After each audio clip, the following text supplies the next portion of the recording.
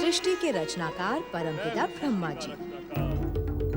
ब्रह्मा, परमपिता ब्रह्मा, मेरी इच्छा, मेरी रचना शक्ति से ये विभिन्न रंगों वाली सृष्टि आकार पाती है।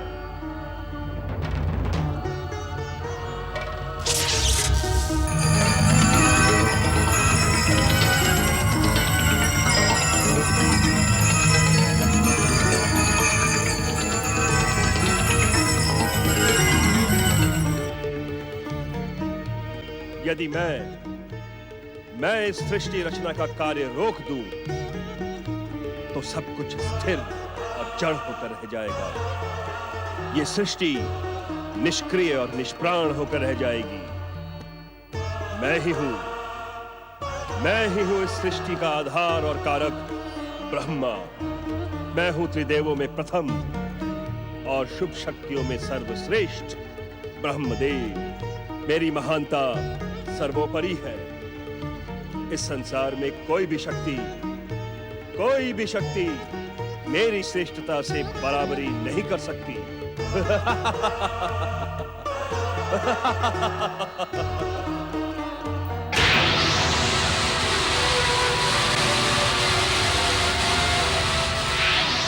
ये अचानक मेरे शरीर में कंपन क्यों हो रहा है?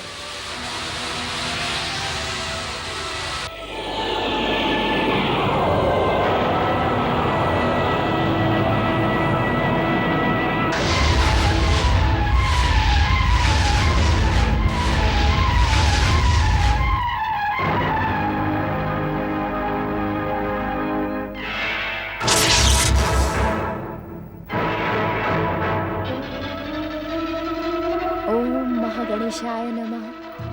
कौन हो तुम? ओम महागणेशाय नमः। अपना परिचय दो।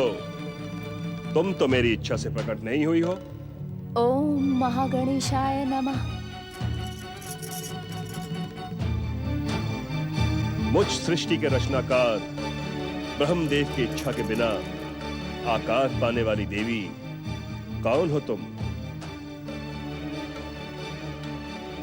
शीघ्र बताओ, कौन हो तुम? सृष्टि के रचनाकार ब्रह्मदेव। मैं आपकी सृष्टि रचना और कल्पना शक्ति के अभिमान को खंडित करने के लिए संसार की सर्वोच्च शक्ति श्री महागणेश की इच्छा से प्रकट हुई हूँ। मैं आपके साथ साथ संसार के समस्त प्राणियों को श्री महागणेश की महानता और सर्वश्रेष्ठता का संदेश सुनाने आई हूँ। परंतु तुम हो कौन? अभी भी नहीं पहचान पाए मुझे? मेरे ये 4 मुख और 4 भुजाएं मेरा सरल और साधारण परिचय था। मैं विश्व को वरदान देने वाले परम देव श्री महागणेश की सेविका चतुर्थी हूँ। चतुर्थी? हाँ ब्रह्मदेव, वो चतुर्थी जो समस्त तिथियों में सर्वमंगलकारिणी है। आप तो ये रहस्य जानते ही हैं कि जो व्यक्ति चतुर्थी तिथि को श्री महागणेश अथवा उनके अवतारों की पूजा, भक्ति और आराधना करता है, श्री महागणेश की कृपा से उसकी हर मनोकामना पूर्ण हो जाती है। चतुर्थी तिथि की ऐसी कौन सी विशेषता है जो श्री महागणेश की प्रिय बन गई? ब्रह्मदेव, जिस प्रकार ज्योतिष शास्त्र में दिनों के अनुसार ग्रहों का विशेष प्रभाव होता है, उसी प्रकार प्रतिपदा आदि 15 तिथियों का भी किसी न किसी दैवी शक्ति के साथ विशेष संबंध है। चतुर्थी के अधिष्ठाता और आराध्य सभी विघ्नों का अंत करने वाले श्री महागणेश हैं। परंतु इस पर भी तुम्हारी विशेषता प्रकट नहीं होती है चतुर्थी। ब्रह्मदेव, चतुर्थी तिथि को सूर्य और चंद्र का अंतर कुछ ऐसी कक्षा में स्थित हो जाता है जिससे मानव स्वभाव में उत्तेजना और अभिमान की दुर्भावना उत्पन्न हो जाती है। इसी दुर्भावना से प्रेरित होकर मानव कुछ ऐसे कार्य कर बैठता है जो आगे चलकर उसके जीवन, कल्पना और उद्देश्य में बाधा बन जाते हैं।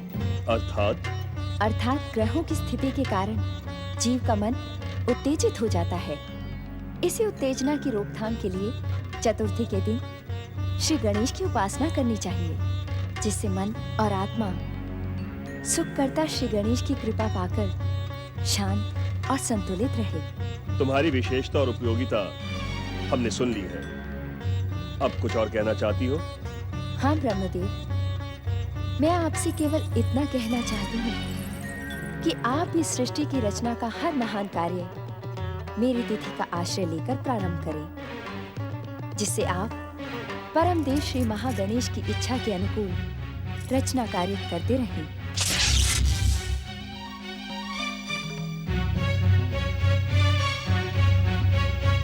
जब सब कुछ श्री महागणेश की इच्छा से ही होने वाला है, तब मेरी क्या आवश्यकता? मुझे सृष्टि के रचनाकार का संबोधन क्यों?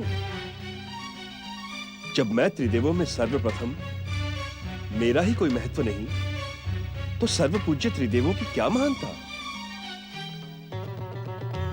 मैं बिना किसी का आश्रय लिए सृष्टि की रचना करके अपनी महानता सिद्ध कर दूंगा।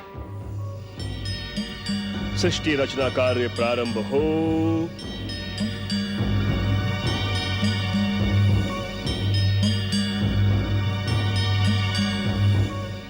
हे जगत पालक श्री हरि विष्णु, क्या आप ये नई लीला देख रहे हैं? यदि सृष्टि की रचना ही नहीं होगी, तो आप पालन किसका करेंगे?